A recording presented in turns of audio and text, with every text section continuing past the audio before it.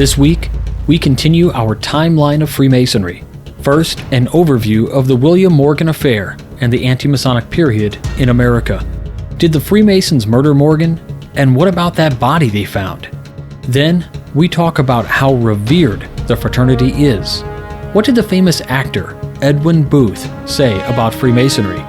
We continue on the journey as we explore the tradition and evolution of the first 3 degrees of Freemasonry, and later, what became the York and Scottish Rites, as well as the beginning of Prince Hall Masonry. Stay tuned. Welcome back to Whence Came You, a Masonic podcast featuring research papers and discussions related to Freemasonry. Here's your host, Brother Robert Johnson. Welcome back to the show. This is a timeline of Freemasonry Part 2. We are continuing our work from last week's episode, a timeline of Freemasonry Part 1. We're going to go into a timeline of Freemasonry Part 2, which is a long piece in its entirety called A Story of Freemasonry by W.G. Sibley from the Lion's Paw Club, published in 1913. So in Part 3 of this larger text, where we broke off last time, was talking about the Vatican. And this week we're going to dive into the next few sections of this text, which will start off with the disappearance of William Morgan and the anti-Masonic excitement which followed all over the United States. But before I get into that, we need to address a few corrections and some other works. So first and foremost, I was recently contacted by Brother Kevin, who is into some of the outside orders. Outside orders, what does that mean? Well, most of you know I'm a member of BODA, or Builders of the Aditum, and I follow that coursework as well as an active member in Freemasonry. Well, you know, there are other orders: Hermetic Order of the Golden Dawn, OTO, various offshoots, Alpha et Omega, and all of the rest. Now, our brother contacted me to say, hey, I just wanted to offer you some corrections, and I checked them out, and they do check out as corrections. So many times you'll read an article in a newspaper or something, and the next edition they'll say, hey, we're just correcting some information, and that's all I'm doing here. A couple of the corrections really just revolve around the Hermetic Order of the Golden Dawn, specifically about the Cicero Hermetic Order of the Golden Dawn. We had said that it is invitational only. However, that is not exactly accurate. People who are interested in the Cicero Golden Dawn can visit the website hermeticgoldendawn.org. And by doing so, there is no downloadable petition or anything, but there's an email address that you can acquire in order to ask for such materials. Nobody is allowed to just download. Now, the other thing that I should mention is that the several offshoots about the Hermetic Order of the Golden Dawn and who comes from who and what has greater lineage and whatnot is a wild and sordid tale, but is really archived in something called the quote-unquote Flame Wars. Now, you can check all that out at your own leisure. I'll post some links that were sent my way regarding this, and perhaps you will find some interesting information nonetheless.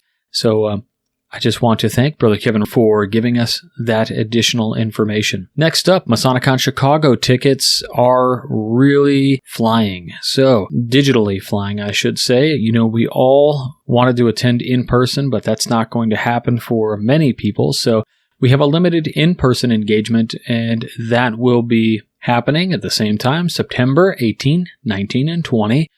Most of our speakers are going to be there in person. We had to make a couple digital transitions, such as the addition of a new presentation. I have one additional presenter that we've added to the mix, and that is Maribel Martinez, who is going to talk to us about the esoteric significance of the rainbow. She's a member of the Rainbow Assembly in Virginia, and she recently gave this presentation for Esotericon, and I loved it so much that I asked if we could show it for MasonicCon Chicago. And she has agreed, so we will be doing that also. Head on over to MasonicConChicago.com to check all the details on what you're going to get if you get a digital executive pass. That is what we're selling now, because we can only attend so many in person, which means we had to make a digital pivot for everybody else. So our executive digital pass, what do you get? Well, aside from getting all of the lectures that will be happening over the web, live as they happen, not only will you have continued access to them for the following 11 months, but you're also going to get in the mail your personalized badge and lanyard. You're going to get a subscription to the Rocky Mountain Mason magazine, a tremendous and awesome magazine for continued education for the rest of the year. You're going to get the Masonicon coin, which is a literal, real deal, metallic, antique, bronzed challenge coin, Masonicon Chicago, unique. And the lapel pin, which again, Masonicon Chicago's exclusive design. And we're really trying to cover all our bases. So many times people come to a Masonic conference, and one of the greatest benefits is doing some of the shopping there. And you can pick up from your favorite vendors without having to pay shipping. Well, with a digital pass, how can you get that benefit? Well, here's how. We're working with Two Pillars Apparel, Masonic Revival, and others to bring you a coupon that will give you free shipping as well as a percentage off. And everybody will get those in your mailed pass. So think about that, as all of those great benefits are coming to you for the September 18th, 19th, and 20th Masonicon Chicago.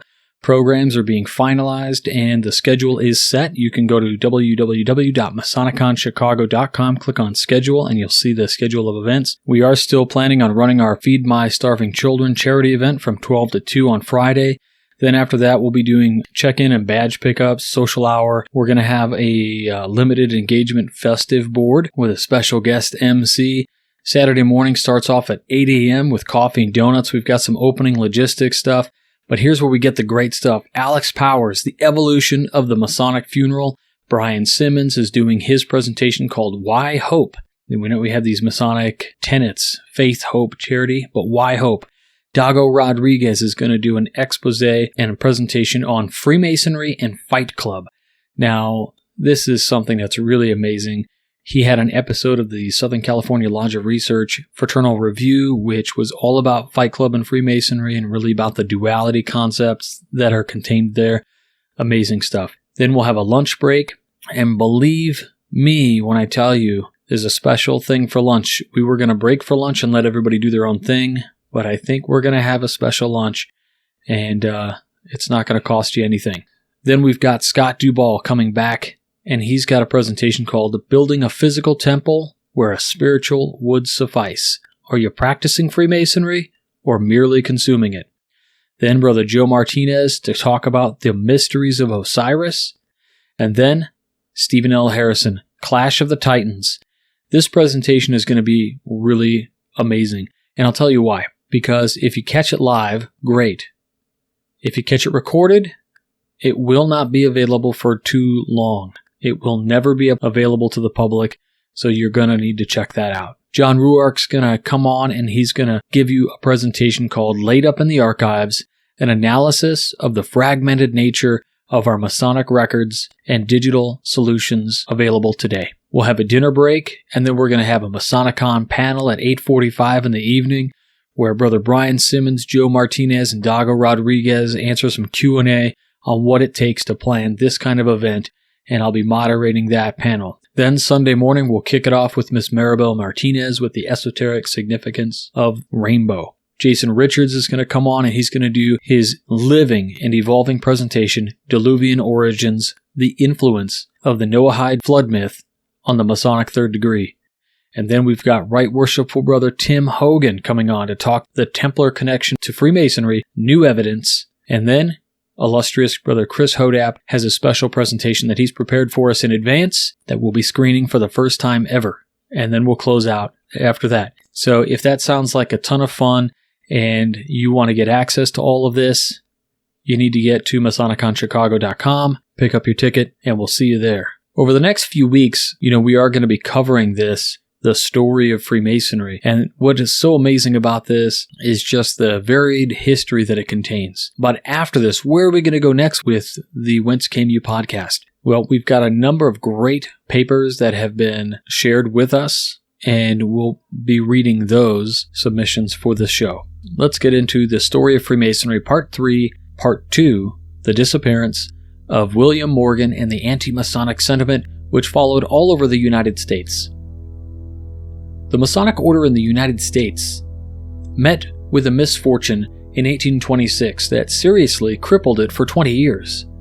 In the fall of 1825, there came to Batavia, Genesee County, New York, a man named William Morgan. He was an operative Mason by trade and an indulger in strong drink and of bad disposition. If a regular Freemason, it has never been disclosed whether he was made one, although he received the capitular degrees in Leroy, New York, on the avouchment of a Mason in good standing before the local bodies. Before the man's habits were known in Batavia, he was permitted to sign a petition for a new chapter of the order, but because of discoveries made afterward which reflected upon his personal character, another petition was drawn and his name left off. This angered him, and he set about the work of attempting an exposure of the secrets of Freemasonry. Visiting frequently a man of literary culture in New York City who had been expelled from the order in 1824, and taking as a partner in his venture a Batavia newspaper editor named Miller. All concerned in the scheme expected to be made independently wealthy by the sale of the projected publication, and while it was being surreptitiously printed in Miller's office, advertised it in a way designed to excite the indignation of Freemasons generally. During the night of September 10, 1826, the printing office was fired, presumably by Miller himself, as he had plenty of water standing about in barrels and tubs with which to extinguish the flames, and the incident was used industriously as a further advertisement of the forthcoming publication, which, on examination, proved to be but a copy of a book previously printed in England. On the following day, Morgan was arrested on charge of larceny said to have been committed at Canandaigua, 50 miles from Batavia. He was taken there, tried, and discharged, but immediately arrested for debt and thrown into jail. His wife, learning this, went to Canandaigua prepared to secure his release, where she learned that his New York indebtedness had been paid and that he had been arrested again on the suit of a Pennsylvania creditor and taken away. She was greatly alarmed by this information, hastily returned home, and her friends dispatched a man to trace him. The messenger came back with the very distressing news that when Morgan was released from jail, he had been seized by two men who thrust him into a carriage while he shouted, "Murder!" and drove off with him to a place afterwards learned to be about 3 miles from Rochester. This was the last ever seen or definitely known of the man who had disappeared as completely as if swallowed up in the bowels of the earth. His abduction was at once, and probably with justice, regarded by the public as an act of Freemasons, and great sensation ensued.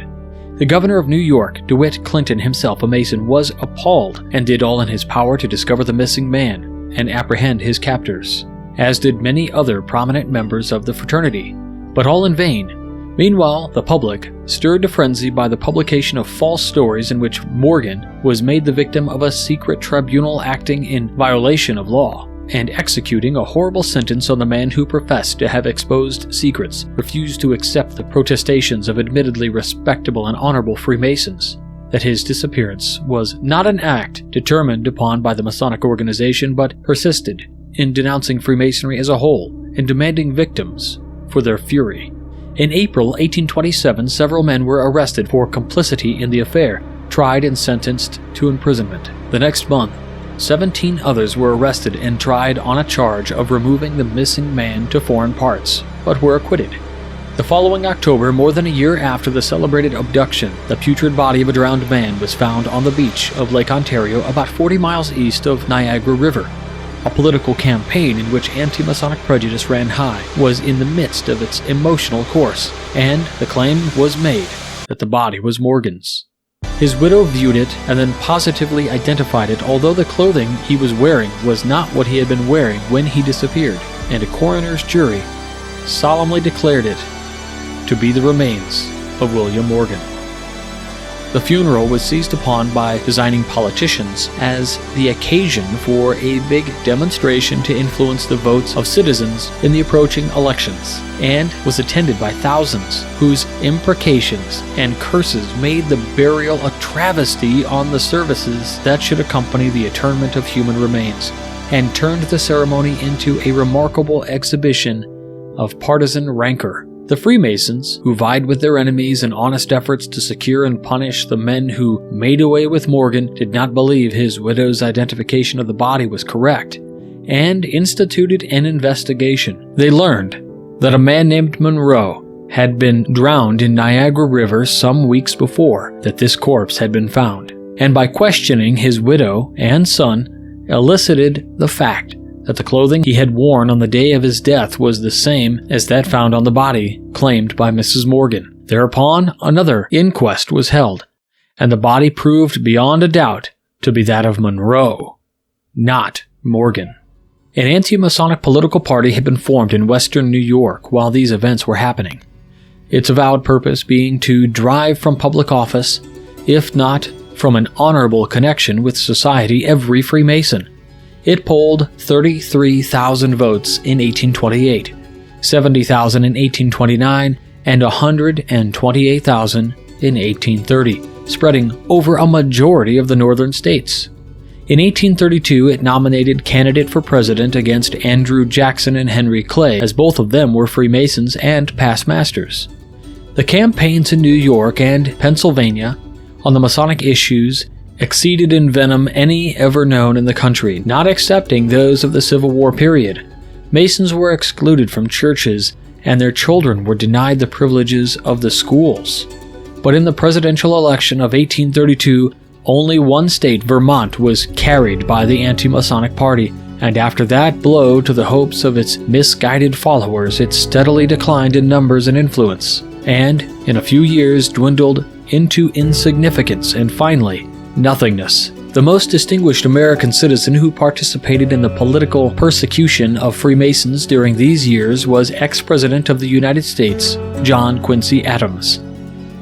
He was greatly disturbed over the disappearances of Morgan and wrote a series of letters and delivered an address in which his great ability and a deep-seated prejudice remarkable in a man of his experience and culture were given full play in bitter denunciations of the fraternity. He declared that Masonry ought forever to be abolished. It is wrong, essentially wrong, a seed of evil, which can never produce any good. The existence of such an order, he said, is a foul blot upon the morals of a community. The code of Moloch homicide, embarrassed in the laws of Masonry, will pass to its appropriate region in pandemonium, and one of the sources of error and guilt prevailing in our land will be exhausted and forever drained. In a line with the foregoing is a verse from a popular campaign song of the time set to the tune of Auld Lang Syne, which ran as follows: "If aught on earth can men engage, if aught can make us free, 'tis one successful war to wage against Freemasonry. The Mason's dark design we know, the Mason's bloody grip and sign, will lend a band to blot from the earth the Mason's bloody shrine." The disappearance of Morgan should never have been made a political issue, because if he was executed under Masonic penalty, the deed was done not by the authority of that order, but by hot-headed members of it acting independent of any lodge, and contrary to the fraternity laws. But in the passions which then existed, reason found little place, and everything Masonically was indiscriminately condemned. Like Monroe's body, anything was a good enough Morgan that would fan the flames of the persecution of Freemasons among their bigoted enemies. Accepting the constant opposition to Freemasonry wherever Roman Catholic authority is obeyed, and the trifling efforts of a very few weak Protestant churches, there is now comparatively little prejudice against the order in a civilized world. American literature is singularly free from criticisms of it, and but one English author during the past quarter of a century is worthy of quotation as a critic, Charles William Heckerthorne. In his work on secret societies of all ages and countries says, quote, "Selfishness, an eye to business, vanity, frivolity, gluttony, and a love of mystery-mongering. These are the motives that lead men into the lodge.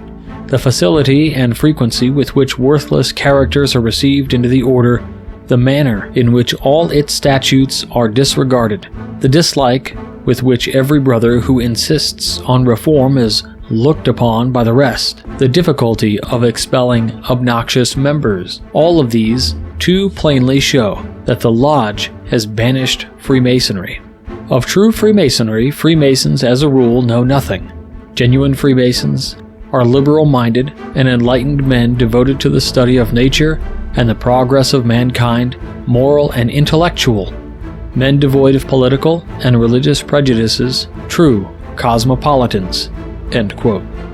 The Right Reverend Henry C. Potter, Bishop of New York in the Episcopal Church in 1901, wrote a letter in which he said, quote, "Freemasonry, however, is, in my view of it, a great deal more than a mutual benefit association. In one sense, wild and extravagant as the words may sound, it is the most remarkable and altogether unique institution on earth. Will you tell me of any other that girdles the world with its fellowship and gathers all races and the most ancient religions, as well as our own, into its brotherhood? Will you tell me of any other that is as old or older, more brilliant in its history, more honored in its constituency, more picturesque in its traditions? Today, it lies in the hand of the modern man, largely an unused tool, capable of great achievement for God, for country, for mankind, but doing very little. For one, I believe that circumstances may easily arise when the highest and most sacred of all freedoms being threatened in this land, Freemasonry may be its most powerful defender, unifying all minds and commanding our best citizenship. Under such circumstances, fellowship in it should be regarded more and more as a sacred privilege, and for which our best youth should be trained, and to which they should be advanced step by step through preparatory forms and degrees." End quote. The great Edwin Booth said, "In every realm of thought, in all my research and study, in all my close analysis of the masterpieces of Shakespeare, in my earnest determination to make those plays appear real upon the mimic stage, I have never and nowhere met a tragedy so real, so sublime, so magnificent as the legend of Hiram. It is substance without shadow, the manifest destiny of life which requires no picture and scarcely a word to make a lasting impression upon all who can understand. To be a worshipful master and to throw my whole soul in that work with the candidate for my audience and the lodge for my stage would be greater personal distinction than to receive the plaudits of people in the theaters of the world." Part 4. The Tradition and the Evolution of the First 3 Degrees of Freemasonry. Freemasonry is a beautiful system of ethics, which cultivates certain great fundamental moral and religious truths and impresses them upon the mind of its votaries by elaborate symbolical ceremonials, which point to the Bible as the great light, which mankind should be morally and spiritually guided. The origin, purposes, and history of this most ancient, famous, enduring, and cosmopolitan of all the world's secret organizations has been investigated, discussed, and speculated upon by Masonic and other scholars until the printed records of their researches, arguments, and conclusions form a literature that could find room only within the limits of a large library and would require a lifetime of study to perfectly equip the intellect to weed out all error, reconcile every indifference of opinion, and mold the great mass of fact into one consistent and universally accepted whole. If Masonic tradition be not accepted, the explorer who seeks the beginnings of the order at once confronts a sphinx, the answer to whose enigma has been lost in the impenetrable clouds of the Dark Ages, or remains hidden in the deeply covered and forgotten vaults of remote antiquity. The first crude written constitutions and regulations of the fraternity, now in the possession of historians, were made either in the 13th or 14th century after Christ. The writers who have given Masonry consideration in standard English books of reference and have based their conclusions on visible evidence only are almost unanimous in fixing its origin in one or the other of the periods mentioned.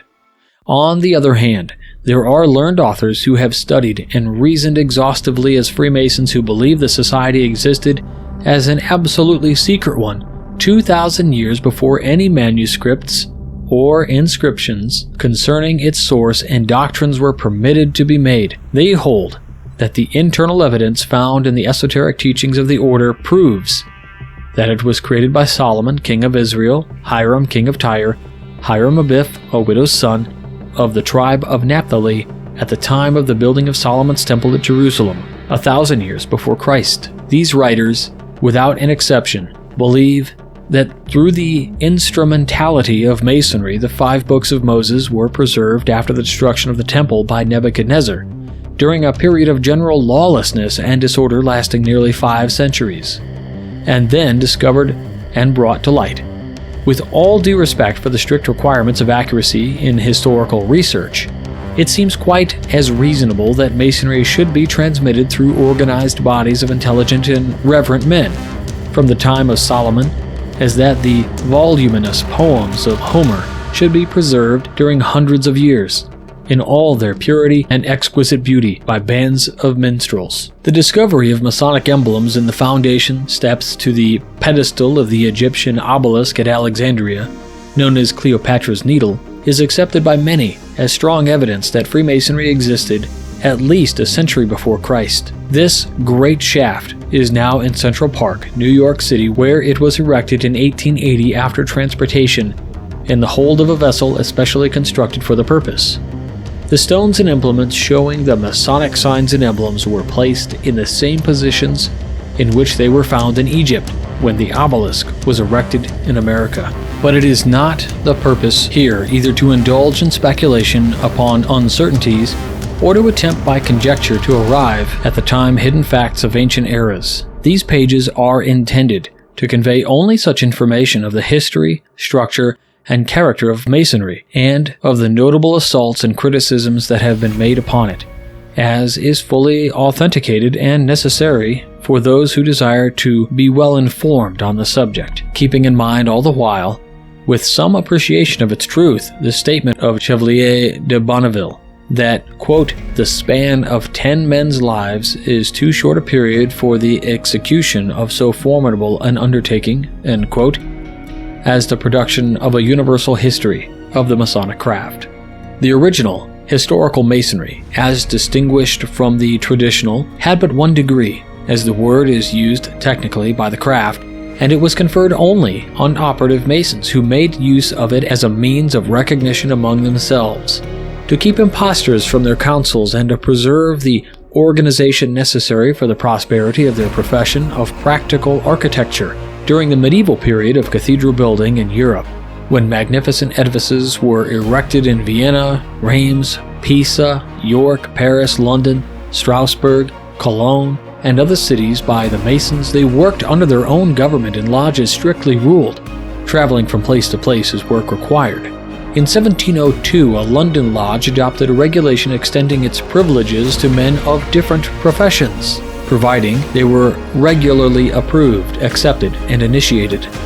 This example was followed by other lodges and opened the door of Masonry to men unskilled in architecture, but enormously increased the scope and influence of the society, which from that time developed rapidly into the present wholly speculative and cosmopolitan system of ethics, in which the Hindu, the Parsi, the Jew, the Mohammedan, the Trinitarian, and the Unitarian may conscientiously participate. The 3-degree ceremonials seem to have come into existence about 1735. 10 years later, they had been revised by Martin Clare, and in 1777, Preston's beautiful ritualistic suggestions were accepted and adopted by the order. The requirement of a practical knowledge of this science of architecture having been abandoned during this era of evolution, a thorough understanding of the lofty moral principles inculcated by the symbolism of the degrees was exacted of the masters of the craft. Operative skill yielded and finally almost wholly disappeared in the society under the stimulus of the far greater importance of the nobler virtues and more widely needed lessons, and the infinitely higher moral worth of purely speculative Masonry. Men of prominence in church and state, who were never actually employed in building, but whose high character and fine attainments had made them distinguished, were accepted as Masons, free from the former prerequisite of operative proficiency, and so became known as free and accepted Masons, whence came Freemasonry as an evolution of Masonry. Within 40 years, the organization, in its improved and enlarged form, spread into Ireland, Scotland, France, Holland, Russia, Spain, Italy, Germany, and America, attracting to its rites in all those countries men of profound intellect by whom its noble principles were deeply cherished. The 3 degrees of symbolic masonry, both traditional and historical, are called Entered Apprentice, Fellowcraft, and Master Mason.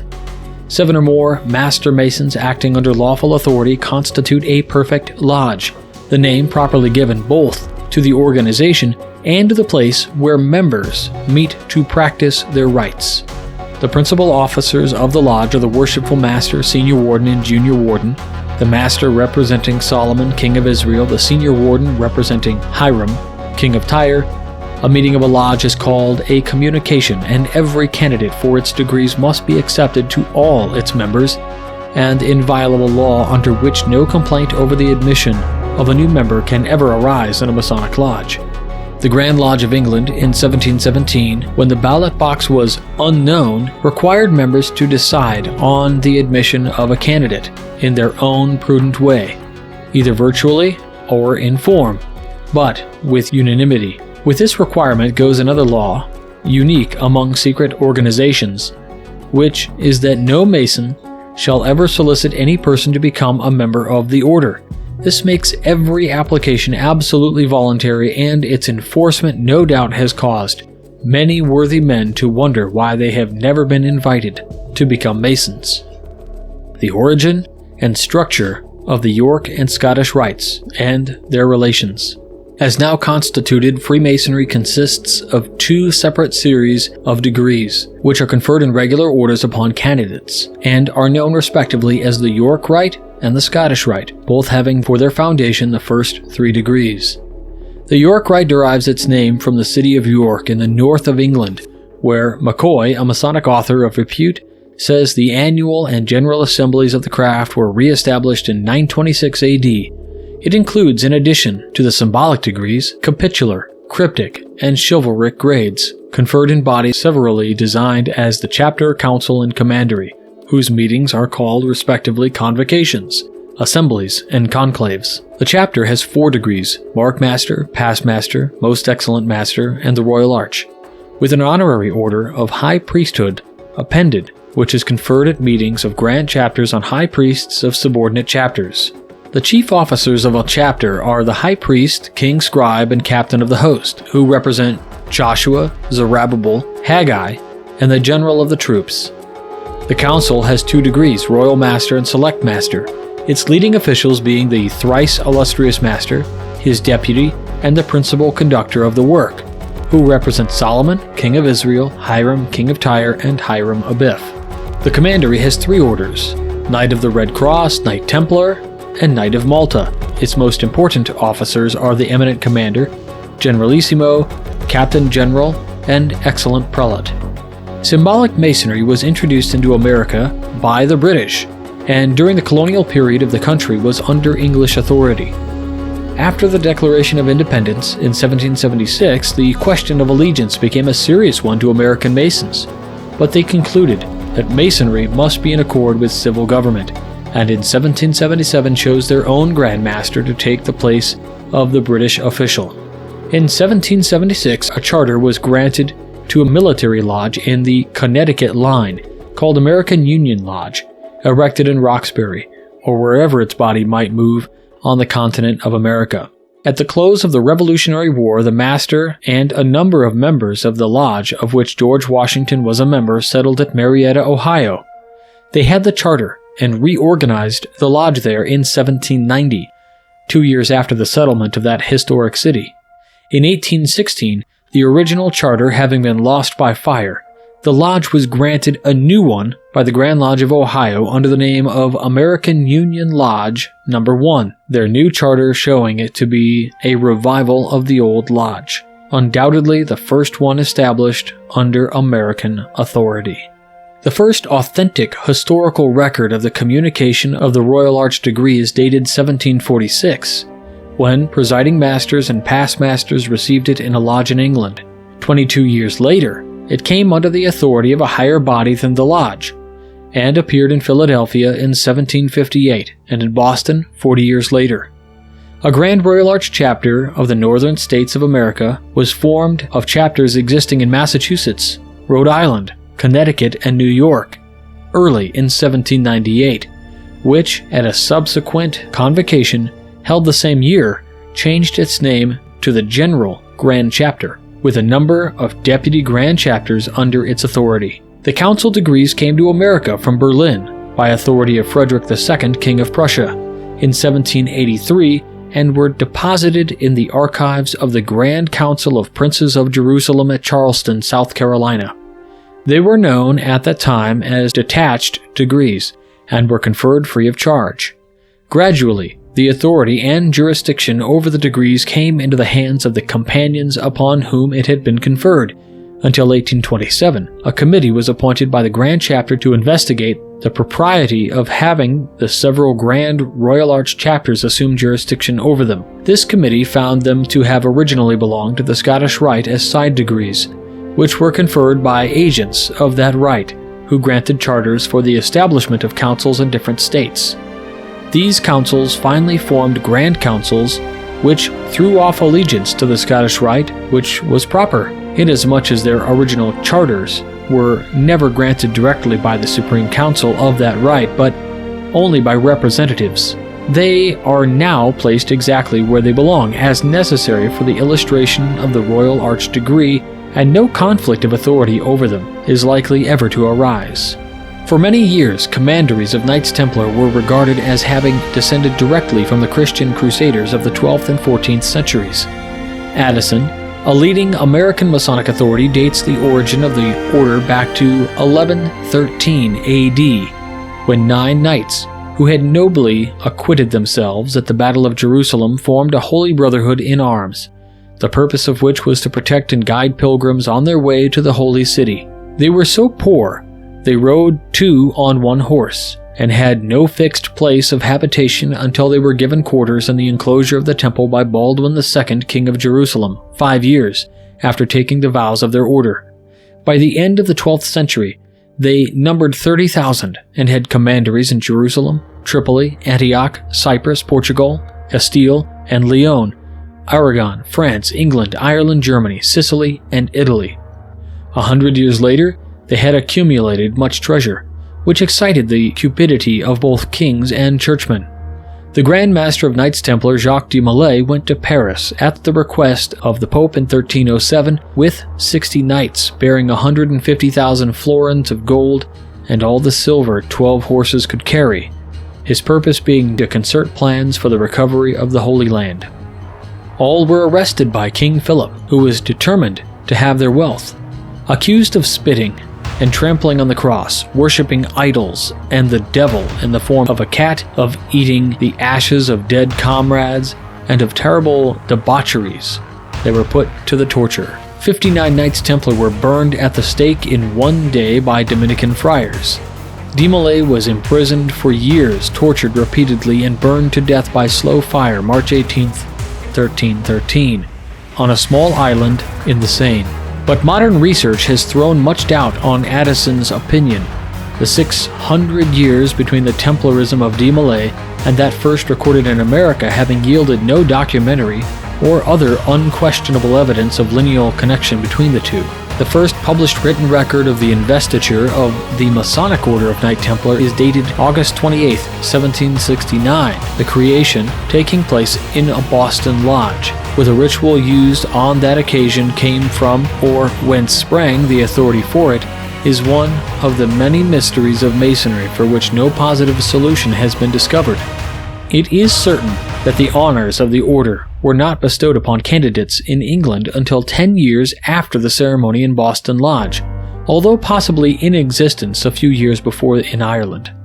Templar Masonry immediately became popular because of its distinctively Christian character, its purpose being to perpetuate the teachings of Christ. It retains the forms and phraseology of a military organization, but the sacred nature of its rites is far different from that of a merely tactical system of instruction.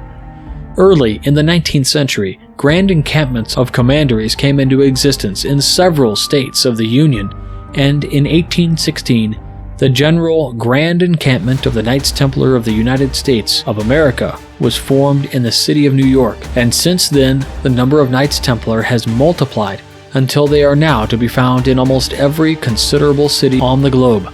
Each of the individual organizations of Masons called the Lodge, Chapter, Council, and Commandery are under the authority of Grand or General Grand bodies, which legislate for and govern them by codes and constitutions. None of these bodies conflicts with another, but all work harmoniously together under an admirable and clearly defined system of interdependent jurisprudence. The Scottish Rite, or high-grade Masonry, is so called because the founder of the ceremonies claimed to have discovered its grades in Scotland.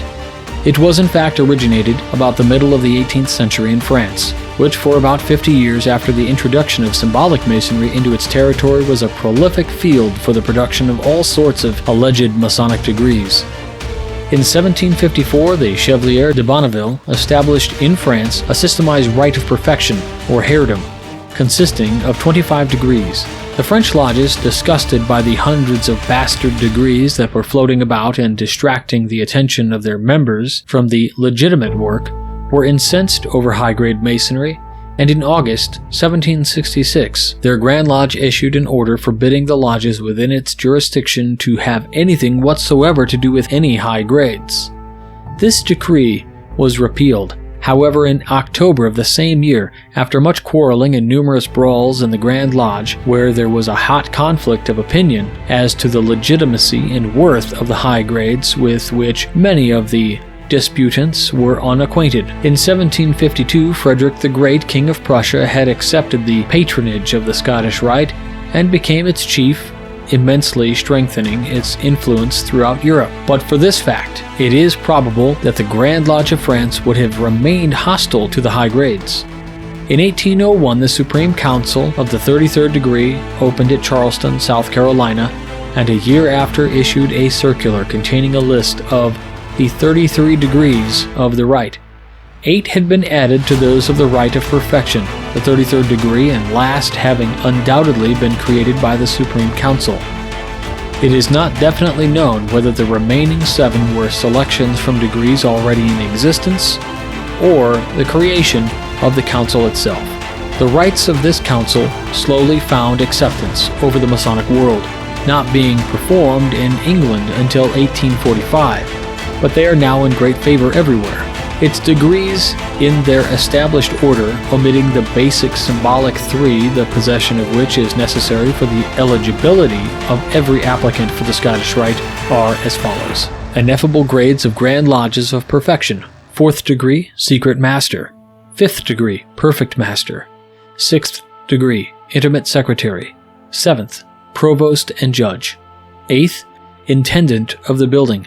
9th, Master-elect of 9. 10th, Master-elect of 15. 11th, Sublime Knight elected. 12th, Grand Master Architect. 13th, Knight of the 9th Arch. 14th, Grand Elect, Perfect, and Sublime Mason. Ancient historical and traditional grades of Grand Councils of Princes of Jerusalem.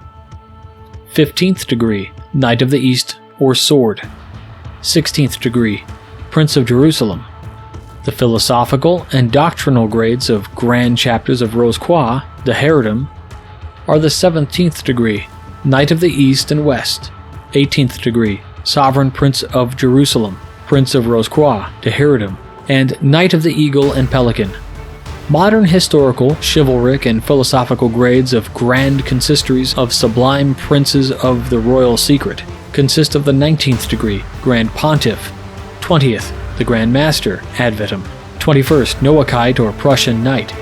22nd, Knight of the Royal Axe or Prince of Libanus. 23rd, Chief of the Tabernacle. 24, Prince of the Tabernacle. 25, Knight of the Brazen Serpent. 26, Prince of Mercy or Scottish Trinitarian. 27, Sovereign Commander of the Temple. 28, Knight of the Sun or Prince Adept. 29, Knight of St. Andrew or Patriarch of the Crusades. 30th, Knight of Kadosh or Knight of the White and Black Eagle. 31st degree, Grand Inspector Inquisitor Commander. 32nd degree, Sublime Prince of the Royal Secret. The 33rd degree, and last degree of all, is that of the official grade of the Supreme Council, 33rd degree, Sovereign Grand Inspector General.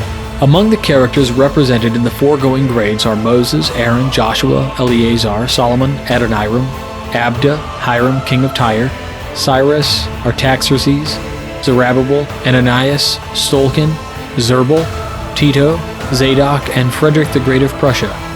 The Scottish Rite requires so many costly accessories such as costumes, furniture, stage scenery, and properties, especially constructed buildings, underground excavations, and musical facilities, that it is practiced only in the larger cities where Masonic temples of large size exist. One of the finest Scottish Rite cathedrals in the world is at Cincinnati, Ohio, where the sublime work of high-grade masonry is exemplified in the most profoundly impressive manner by masters of the arts taught the craft. Freemasonry is now firmly established over practically the entire globe. Europe, Asia, Africa, North and South America, Australia, and all the important islands of the sea are dotted with lodges. Almost every nation, race, and people feel its influence. As universal as the principles it inculcates, it has found nourishing soil wherever belief in the Supreme Being and freedom of conscience dwell together. It has given light to civilized people of every race, color, and sect that supports liberal principles, and in different jurisdictions the world over numbers its members by scores, hundreds, or thousands, as the judgment and prudence of the craft dictate. Race prejudice exists to some extent among Freemasons, although properly it can have no place in so cosmopolitan an institution. And while it has not barred any race from Freemasonry, it has denied recognition in some localities to the Masonic bodies of our African American brothers, and to individual Masons of the Hebraic division of the Semitic race. The first African Americans to be made Freemasons were Prince Hall and 14 other African American citizens of Boston. In 1775, the traveling lodge of a British regiment conferred the symbolic degrees upon them. They applied to England. In a perfectly legitimate way, its officers established another African American lodge in Philadelphia 1797, and yet another at Providence soon after. In 1808, these three lodges formed a Grand Lodge, which in 1827 declared itself independent of the Grand Lodge of England, and there are now over 30 Grand Lodges of African American Freemasons of the United States, sprung from its original African Lodge, which have been recognized as regular in over half a dozen countries. In 1876, the Grand Lodge of Ohio refused to consider a resolution to recognize as regular the African American Grand Lodge of the same state by vote of 399 to 332, a decision remarkable for the narrow margin by which it was made. Now, as I sometimes do, I kind of interject here. The language in the original paper uses language that is really outdated and I've replaced. The entirety of the text, of course, will be given and linked in as a download in the final episode of the WCY podcast, in which, again, the paper will be available. Now, remember, this is dated 1913, so contains a lot of outdated information. Largely, we have unanimous recognition across the United States with very few exceptions. Back to the paper. The first African American chapter of Royal Arch Masons was formed in Philadelphia in 1819 or 1820, and not long after, an African American commandery of Knights Templar was in existence. On the continent of the United States, the African American first began to practice the Scottish Rite about 1825, but it was not until after the War of the Rebellion that much headway was made. There are now 4 Supreme Councils of African Americans in the United States, possessing very slender claims to legitimate authority. In 1895, there were 19 African American Grand Encampments of Knight Templar, with about 3,000 knights enrolled, whose claims to lawful origin cannot be compared with those which sustained them in the symbolic degrees. In Germany, and in some localities in other countries, men of Jewish faith are neither admitted to Masonic lodges nor recognized as Masons, even after being made such by legitimate authority elsewhere. But these delinquencies in localities where race prejudices are strong are exceptions to the rule of toleration, which the true spirit of Freemasonry has spread over nearly the entire world, and cannot justly be held against it. This concludes part 5 of the story of Freemasonry. Again, there is some outdated language, and in fact, there are a couple sentences I completely omitted because I didn't feel comfortable reading them. Next week, we're going to dive into part 6, or maybe it's part 7, and there's a typo in the way this was transcribed for the web. But it's labeled as part 7, the fundamental principles of moral and religious teachings of Freemasonry. So we'll dive into that next week, which brings us to almost halfway through this paper. So that's it for this week. I want to give a shout out and a thank you to all of our supporters of the show. If you want to know how to assist this program, bringing you Masonic and philosophical content every single week of the year, with the exception of the last 2 weeks of the year, head on to wcypodcast.com, go to the top of the page and click on support the show. Once you're there, you're going to see 3 ways to support us. I just want to thank everybody who have continued to support the program all these years. It just means the world to me and to a number of you out there who listen to the show every week. So to you all, thank you so much. Even if you're just somebody who shares our content or leaves us a rating or whatever, that is great feedback. It's great support as well. Thank you guys very much. Upcoming presentations? What's going on? Who knows? Okay, well, September 5th is the next one. I'll be doing an Esoterics 101, a virtual version of the Esoterics 101 presentation, which will focus on what it contains in terms of esotericism and different schools of wisdom available throughout time. I'll be doing that at 6 p.m. Details are on the website, wcypodcast.com. Click on presentation schedule. The Zoom meeting register link is there. You'll need to register in order to get in. Free to attend. This is, of course, due to Unity Lodge's efforts in Wisconsin to get me to do this presentation. So all thanks to them. It is a free event, and I hope to see everybody online. After that, I don't think I have anything. Maybe something on the 28th of September for La Crosse, Wisconsin. We'll see about that. And we've got some things on the booked out as far as the 27th of December, 2021. I hope you enjoyed this week. We'll talk to you all next week. Until then, stay on the level. For Whence Came You, I'm Robert Johnson. You've been listening to Whence Came You, a Masonic podcast featuring research papers and discussions related to Freemasonry with your host, Brother Robert Johnson. Be sure to join us for our next edition.